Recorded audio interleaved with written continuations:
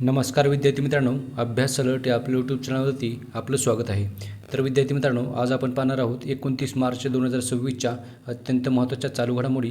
तर व्हिडिओ पहिल्यापासून शेवटपर्यंत पाहण्याचा प्रयत्न करा.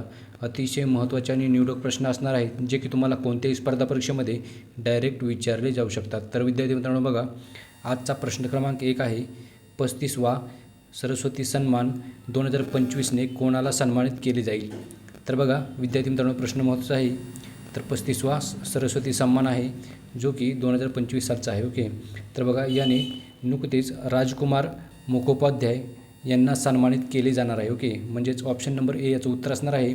तर बघा 35वा सरस्वती सन्मान 2025ने राजकुमार मुखोपाध्याय यांना सन्मानित केले जाईल. ओके, तर प्रश्न महत्त्वाचा आहे विद्यार्थी मित्रांनो. बघा हा जो पुरस्कार आहे तो सरस्वती सन्मान 2025चा जो आहे तो 35वा आहे. ओके, तर बघा विजेते आहेत राजकुमार मुखोपाध्याय आणि भाषा आहे बंगाली साहित्य आहे, म्हणजेच बंगाली साहित्यामधून ते लेखन करत आहेत. ओके, तर लक्षात ठेवा.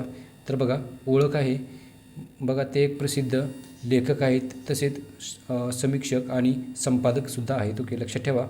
चला पुढचा प्रश्न बघूयात आपण. प्रश्न क्रमांक 2 आहे बघा, अनलाइकली पॅराडाईज या पुस्तकाचे लेखक कोण आहेत. तर बघा अनलाइकली पॅराडाईज हे नुकतेच पुस्तक लॉन्च झालेले आहे आणि त्याचे लेखक आहेत संजय राऊत, म्हणजेच ऑप्शन नंबर सी याचं उत्तर असणार आहे. तर बघा संजय राऊत यांनी अनलाइकली पॅराडाईज या नावाचे पुस्तक लिहिलेले आहे. ओके, तर लक्षात ठेवा विद्यार्थी मित्रांनो, प्रश्न महत्त्वाचा आहे. ओके, तर चला पुढचा प्रश्न बघूयात आपण. प्रश्न क्रमांक 3 आहे बघा, जल जीवन मिशन 2.0 सुधारणा संबंधित सामंजस्य करार करणारे 14वे राज्य कोणते आहे. तर बघा विद्यार्थी मित्रांनो याचं उत्तर असणार आहे ऑप्शन नंबर ए, म्हणजेच आपले महाराष्ट्र.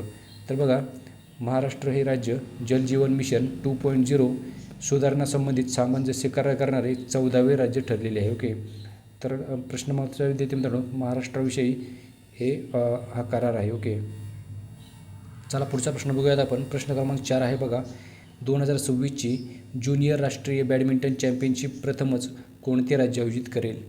तर बघा 2026ची जी ज्युनियर राष्ट्रीय बॅडमिंटन चॅम्पियनशिप आहे ती प्रथमच सिक्कीम हे राज्य आयोजित करणार आहे. ओके, तर विद्यार्थी मित्रांनो ऑप्शन नंबर बी याचं उत्तर असणार आहे. तर सिक्कीममध्ये 2026च्या ज्युनियर राष्ट्रीय बॅडमिंटन चॅम्पियनशिप या स्पर्धा होणार आहेत. ओके, आणि सिक्कीम हे राज्य प्रथमच हे आयोजन करत आहे. तर प्रथमच करत आहे, त्यामुळे प्रश्न महत्त्वाचा विद्यार्थी मित्रांनो. चला बघूयात आपण विद्यार्थी मित्रांनो.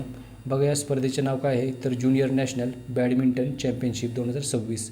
याचा उद्देश आहे तरुण खेळाडूंना राष्ट्रीय स्तरावर संधी देणे आणि नवीन टॅलेंट शोधणे. ओके, बघा याचे आयोजन सिक्कीम या राज्याची राजधानी गंगटोक येथे याचे आयोजन केले जात आहे. ओके, लक्षात ठेवा.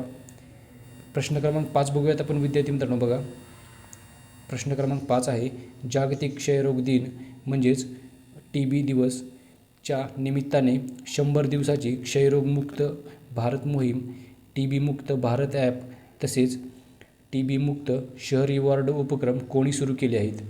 तर विद्यार्थी मित्रांनो प्रश्न महत्त्वाचा आहे, नुकतेच JP नड्डा यांनी हे उपक्रम सुरू केलेले आहेत. तर बघा जागतिक क्षयरोग दिवस 2026च्या निमित्ताने 100 दिवसाची क्षयरोगमुक्त भारत मोहीम आणि TB मुक्त भारत ॲप तसेच TB मुक्त शहरी वॉर्ड उपक्रम हे JP नड्डा यांनी नुकतेच जागतिक क्षयरोग दिन 2026च्या निमित्ताने सुरू केलेले आहेत. ओके, तर लक्षात ठेवा विद्यार्थी मित्रांनो, महत्त्वाचा प्रश्न आहे.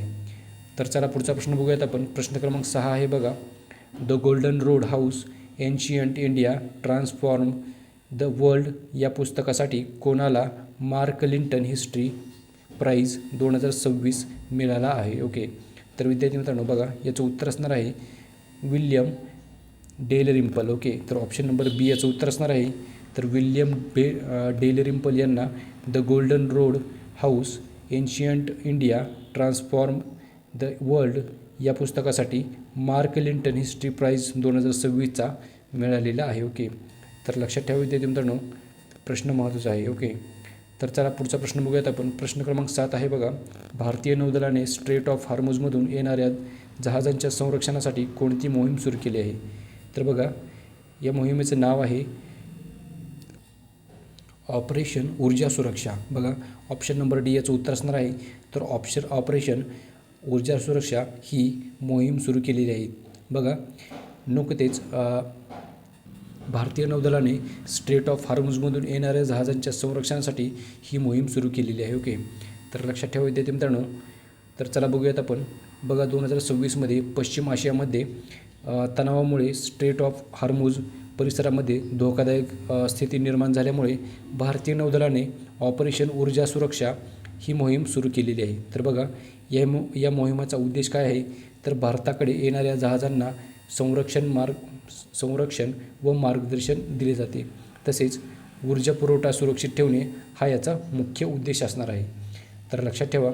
चला पुढचा प्रश्न बघूयात आपण विद्यार्थी मित्रांनो. बघा प्रश्न क्रमांक 8 आहे. नुकतेच उत्तर कोरियाचे सर्वोच्च नेते म्हणून पुन्हा कोणाची निवड झाली आहे? तर विद्यार्थी मित्रांनो तुम्हा सर्वांना माहीतच असेल. तर उत्तर कोरियाचे नेते कोण आहेत, तर किम जोंग उन. तर बघा नुकतेच किम जोंग उन यांची पुन्हा निवड झालेली आहे. ओके, उत्तर कोरियाचे सर्वोच्च नेते म्हणून. तर लक्षात ठेवा विद्यार्थी मित्रांनो. तर विद्यार्थी मित्रांनो बघूयात आपण. बघा उत्तर कोरिया या देशाबद्दल थोडक्यात माहिती बघूयात आपण. उत्तर कोरिया त्याला म्हणतात नॉर्थ कोरिया. तर बघा राजधानी आहे प्योंगयांग आणि सर्वोच्च नेते बनलेले आहेत किम जोंग उन, म्हणजेच त्यांची पुनर्नियुक्ती झालेली आहे. बघा राजकीय व्यवस्था एकपक्षीय आहे, म्हणजेच कम्युनिस्ट टाईप डिक्टेटरशिप आहे. ओके, तर बघा खंड आहे आशिया. उत्तर कोरिया हा देश आशिया खंडात येतो. चला पुढचा प्रश्न बघूया विद्यार्थी मित्रांनो. प्रश्न क्रमांक 9 आहे. बघा दिल्ली सरकारने रस्ते आणि इमारतींवरील धूर शोषून घेण्यासाठी फोटो कॅटॅलिटिक कोटिंगची चाचणी करण्यासाठी कोणत्या संस्थेची करार केला आहे? ओके, तर विद्यार्थी मित्रांनो बघा याचं उत्तर असणार आहे IIT मद्रास. तर बघा नुकताच हा करार झालेला आहे. तर बघा दिल्ली सरकारने कशासाठी हा करार केला आहे, तर रस्ते आणि इमारतींवरील धूर शोषून घेणाऱ्या फोटो कॅटॅलिटिक कोटिंगची चाचणी करण्यासाठी हा करार करण्यात आलेला आहे. ओके, तर IIT मद्रास या संस्थेची हा करार करण्यात आलेला आहे विद्यार्थी मित्रांनो. तर बघा IITचा लॉंग फॉर्म काय होतो विद्यार्थी मित्रांनो, तर बघा Indian institute of technology Madras. Okay, तर लक्षात ठेवा विद्यार्थी मित्रांनो. तर हा आहे IIT मद्रासचा लॉंग फॉर्म. ओके, तर बघूयात आपण विद्यार्थी मित्रांनो पुढचा प्रश्न क्रमांक 10 आहे. बघा वन संवर्धनाला चालना देण्यासाठी निलोंग वन उपक्रम कोणत्या राज्याने सुरू केला आहे? तर बघा वन संवर्धनाला चालना देण्यासाठी निलोंग वन उपक्रम हा सुरू केलेला आहे मणिपूर या राज्याने. ओके, तर बघा मणिपूर असं याचं उत्तर असणार आहे. तर मणिपूर राज्याने नुकतेच निलोंग वन उपक्रम हा सुरू केलेला आहे. तर मणिपूरची राजधानी आहे इम्फाळ. तर बघा मणिपूरची राजधानी काय आहे? इम्फाळ. ओके, तर चला विद्यार्थी मित्रांनो बघूयात आपण हा जो उपक्रम आहे तो कशासाठी सुरू करण्यात आलेला आहे. तर बघा हा उपक्रम वन संवर्धन आणि वृक्षारोपण वाढवण्यासाठी सुरू करण्यात आलेला आहे. ओके, तर बघा निलोंग हा शब्द मणिपुरी संस्कृतीशी संबंधित आहे आणि हा महिलांशी निगडीत आहे. तर बघा महिलांच्या सहभागातून पर्यावरण संरक्षण हा या उपक्रमाचा उद्देश असणार आहे. ओके, तर लक्षात ठेवा विद्यार्थी मित्रांनो. आणि याचबरोबर आजच्या दिवसाचे सर्व करंट अफेअरचे प्रश्न आपण घेतलेले आहेत. तर विद्यार्थी मित्रांनो भेटूयात आपण उद्या. धन्यवाद.